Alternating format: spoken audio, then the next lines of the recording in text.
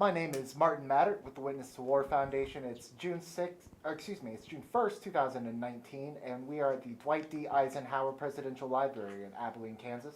Sitting with Mr. Wayne Payton, Payton, who served in the European Theater of World War II in the United States Army in the 4th Armored Division. How are you doing this afternoon, Wayne? I'm doing fine.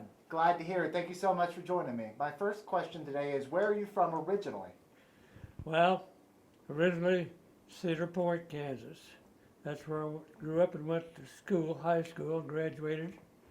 Then my folks moved to Strong City, and I went in the Army from Strong City, Kansas. Well, tell me about your folks. What were they like? Pardon? What were your parents like? They were nice parents. They was farmers most of their life. What'd y'all farm? Well, on Cedar, what's called Cedar Creek, there at Cedar Point. Now, was the Depression pretty tough for your family? Pardon? Was the Great Depression tough for your family? Yes, it did. Yeah, we lived through that. I have 5 sisters and 1 brother. I bet you did a lot of work on the farm growing up. I've done a lot of work on the farm growing up. Now, is there a military history in your family at all? Did your fathers or uncles ever serve? No, well, my brother was in the service, but that was the only ones that were in the service. So I want to ask about the day of Pearl Harbor. What do you remember about that day? Well, I know that it happened on a Saturday evening, but we lived in the country and everything, wasn't aware of it till the next morning, and so then that was quite a topic. And then, of course, going to school the next day, that was a hot topic. Did you think you'd be joining the service at that point? I absolutely knew I would be, yes. So when did you join the Army? All right, I'll give you my history. I was active duty January the 19th, 1943. I was discharged, honorably discharged November the 5th, 1945. So where'd you go to enlist? It's Fort Leavenworth. That's where I was discharged from. My first base I was assigned to was Red River, Texas, Texarkana, Texas. Then I went to Fort Camp Livingston in Louisiana. And that's where you did all your training? That's where I got most of my training. Well, tell me about that. Any memorable training stories, like an instructor? Just like all of it. Got to be quite a hassle, but it was all right. It was a little bad crawling through the mud in the swamp, but that's part of it. Do you ever get stuck on KP? A lot of times. But you know, it wasn't all bad.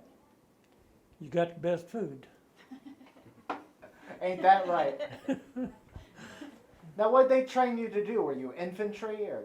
Well, of course, basic training, everybody took infantry training, thank God.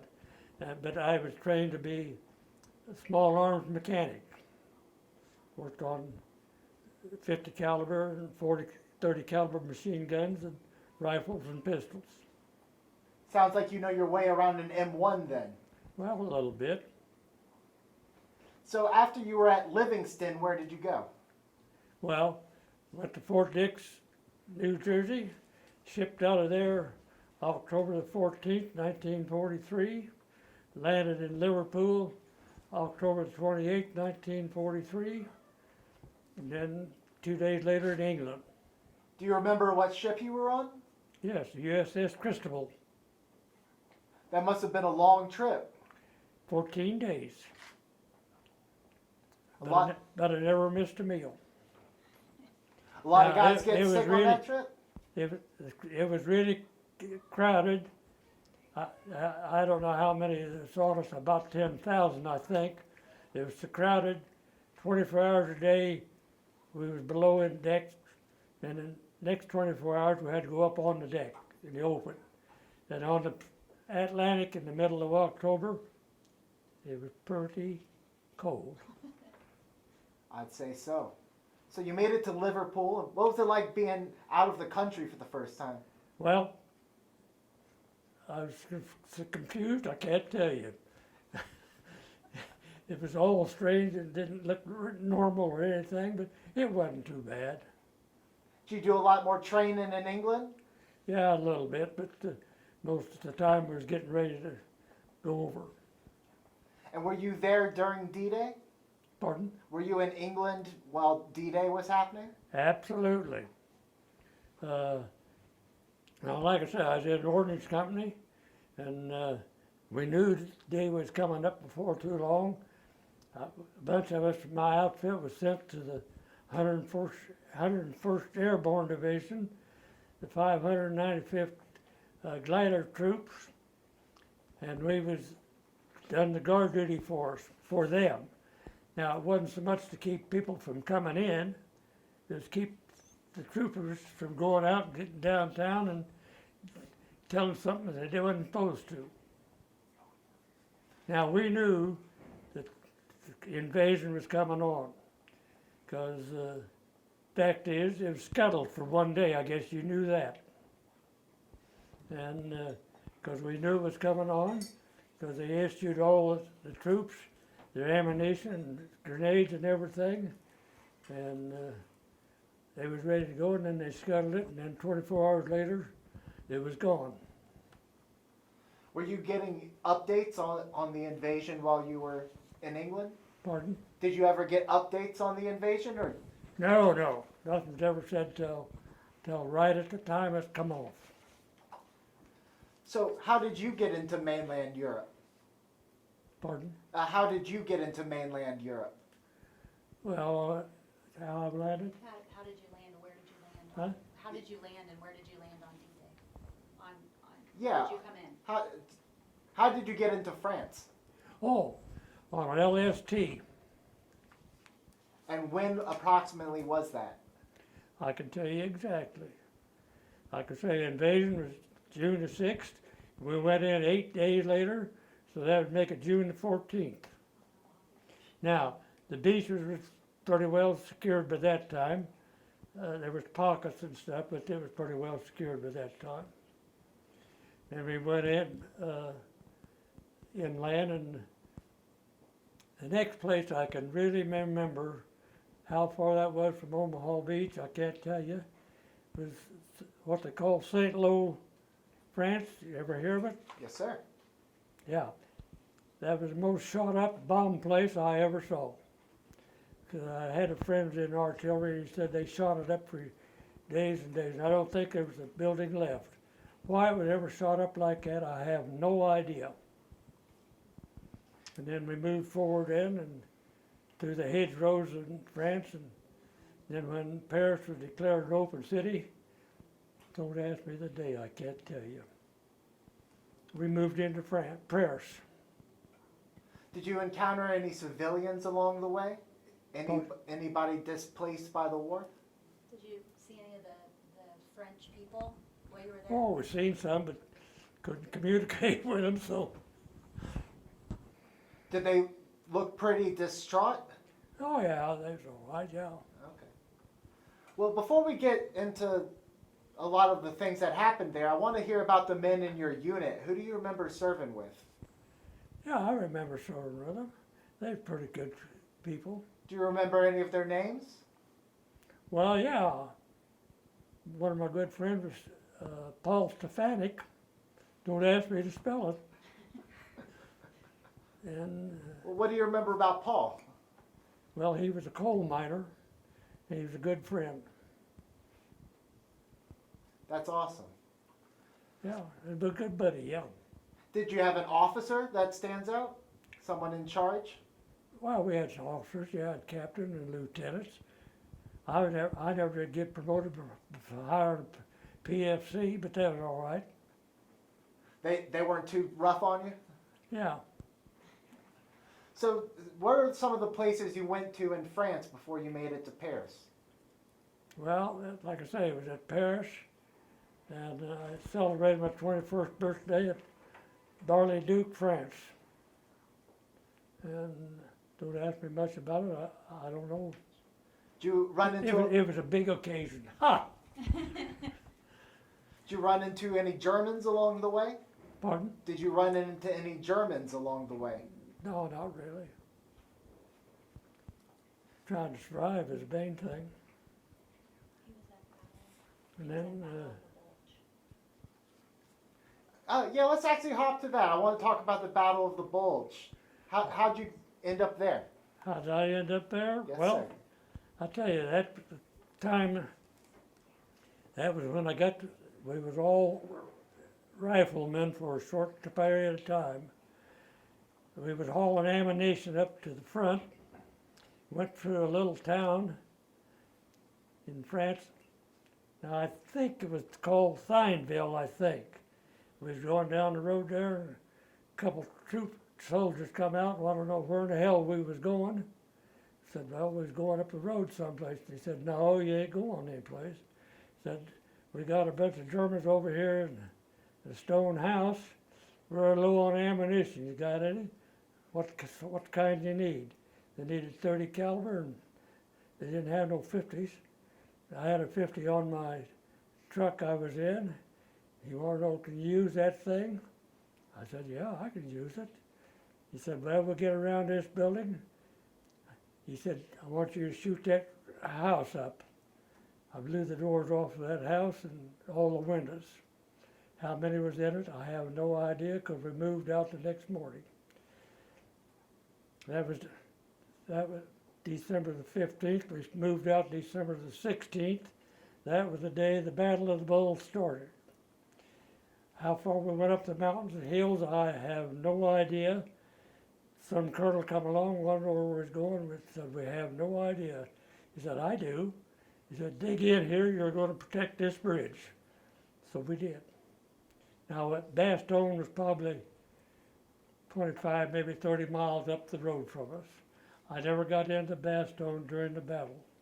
The 101st Airborne took care of that, most of us. I understand it was quite cold out there that time. Well, let me tell you how cold it was. Colder than hell. And what made it so terribly bad at the Battle of the Bulge, there's a lot of snow and a lot of fog. We had no air support for about 12 or 15 days. And of course, that's when the Germans come out with their great big Panzer tanks. And if they had tried to cross the bridge, we couldn't have stopped them. That's all there is to it. We didn't have enough firepower, but they didn't, so thank God. No one ever tried to come take that bridge? No. Quite lucky. But like I say, so that's what happened for me at the Battle of the Bulge, but it wasn't too bad. Like I say, yeah, it was cold. And what happened after the Battle of the Bulge? Well, you know, I got blank periods in there. I can't tell you exactly where we went or what we done, but I know we went from there into Germany. We crossed the Rhine River. Now I think at Cologne, but I'm not right sure if that was the place that we crossed the Rhine River. Now I'm sure you're aware of the fact that England wanted to be the first troops into Berlin. You realize that, I reckon. And but they didn't make it. Payton got across the Rhine River before they did, and his troops was the first one in. And what did you encounter when you crossed the river? Pardon? What did you encounter when you crossed the river? What did you see when you crossed the river, Grandpa? Well, I'm sorry, repeat that? I said a lot of big buildings where we crossed, but it was a pretty nice city. It hadn't been shot up. And how far into Germany did you go? Well, now I can't answer you that. Probably about 50, 60 miles from Munich, I think. Now I'm guessing, I don't know that. We wound up in a little bitty village that had been German headquarters of Wolfenberger. But now you can look and see how far that is, and I can tell, but I don't know. Very good. And is that where you were at when the war ended? That's where I was at when the war ended, yes. What was that day like? Well, I'll tell you, it wasn't too bad a day. Like I told my granddaughter and everybody, We had a nice little village house we took over, and it was a real nice home. And we was sitting there, had the equipment out in front, and looked down the road, and here come, as I remember, about 4 guys. We couldn't figure out what they was. And they come up to there and talking to us, and they were Frenchmen. They had been slave labor to the Germans, and they was jabbering to us. Of course, like we couldn't understand. They kept pointing at the Jeep out there and trucks and Jeep, looking. We finally heard what they was talking about. So yeah, went and got it. They grabbed the shovels and went out behind the building, went out in the yard and dug up a box about so long, about so deep, so wide, full of the best liquor in Germany and France. Now I'm presuming that these Frenchmen were, slave labor, that they dug it for the owner of this house, which we figure was a major in the army, and we liberated the booze. And you didn't share it with the Frenchmen, did you? Yes, we did. We gave each one of them a bottle and sent them on their way. So tell me about coming home from the war. What was that experience like? Well, you know, it didn't we shipped out of Marseille, France, and went right to the Rock of Gibraltar, and I can't really tell you what the trip was like. We was on a Liberty, and we landed in Hampton Roads, Virginia. But I really can't tell you what it was like on the way home. Was there a parade or anything waiting for you when you got back? Pardon? Was there any parade or fanfare when you got back to Yeah, Virginia? we was met at the docks with the band from the base and went to march there from up to the base and the shore was nice to get a hot bath and fresh clothes. Did you ever take a bath in salt water? Yeah, actually. Yeah, it ain't very pleasant, is it? It's one of the worst experiences I've ever known. Right. So you can understand why we appreciated a hot, warm bath with fresh water. Oh, it must have been, what, 2 months since you last had a shower? Oh, no. No, I wasn't that slow. Ah, Like I say, I don't know. I can't answer that. no problem. So you went to Leavenworth to discharge, right? Yeah, like I say, we landed in Hampton Roads, Virginia on the 30th of October, went to Fort Leavenworth, and I discharged November the 5th, 1945. And what'd you do now that you were a civilian again? What I did as a civilian, Yeah. I worked 40 years on the Santa Fe Railroad. Telegraph operator, Really? Riley. It's a lost art. There ain't no such thing anymore. So a few other questions and we'll wrap up for the day. What do you want future generations to remember about World War II? Well, don't get taken over by a dictator. And I hope that the generations growing up will read and study about the war in Germany and France and of course in the South Pacific. I wasn't there, but they don't teach much history on the wars like they did when I was growing up and was going to school. What do you want people to remember about D-Day? That it was a bloody mess. We lost lots of troops. Now I didn't realize till later that there was 5 beaches that we landed on. There was Utah and Omaha. I was aware of them, but the other 3 I was not aware of. But I understand it, Omaha was the bloodiest. Why did you think it was important to come to the 75th anniversary at the library? Well, I got talked into it by my granddaughter. But it's nice to remember the things that happened in 75 years. And I'm real grateful that I lived through that much. Well, I'm going to give you the last word in a second, but anybody in the room have a question they want to add? Hey, Grandpa, can can you tell us about when you were there when Eisenhower spoke to the troops, right? Yeah, Oh, please. yeah, I was there when he came and talked to the troops of the 101st Airborne. There was a couple, three other generals with him. Don't ask me who they were, but I seen him there, but I didn't visit with him or anything, but I was there when he came and talked to the troops of the 101st Airborne. What was he like to see him in person? Yeah, he was an impressive person, yeah.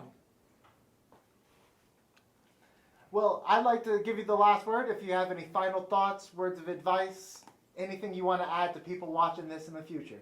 No, not really. This already pretty well covered, I think. Well, Wayne, I can't thank you enough for taking the time out of your afternoon to come Oh, share your that's stories all with right. me. We didn't have anything else to do, did we? Okay. But more importantly, thank you so much for your service, sir. It's so nice to meet you. I was in, of course, England, Scotland, and there. Then been out from France, then Germany, Luxembourg, Holland, Belgium, and Austria. So I got around. Wow.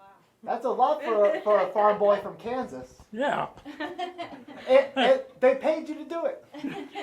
I'm glad I wasn't paying for the transportation.